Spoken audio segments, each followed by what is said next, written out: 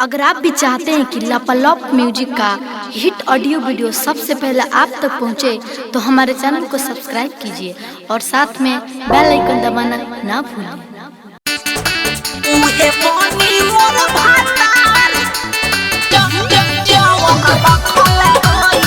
Music by गौरव रोशन।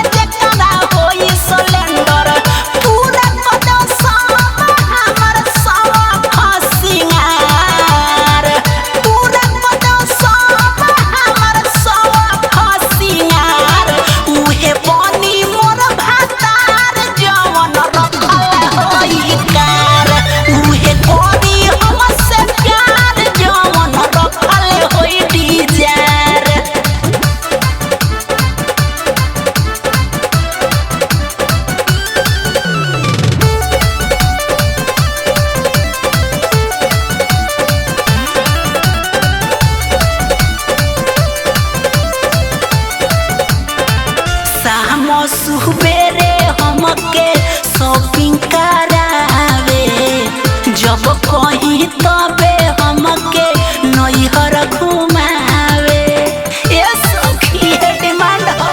हाँ, शाम सुबेरे हमके शॉपिंग करावे, जब कहीं तबे हमके नैहर घुमावे।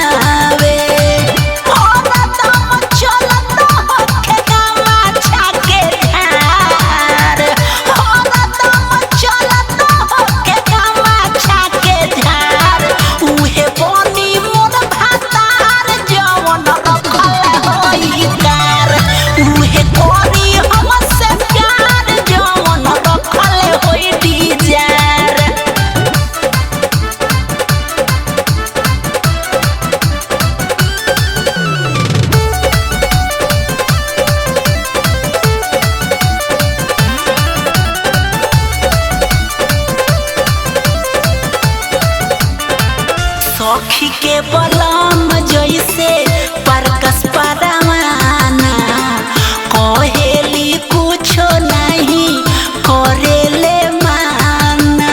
बड़ी हिसाब के सजनवा हम। सखी के बलम जैसे परकस परवाना, कहेली कुछो नहीं करेले माना।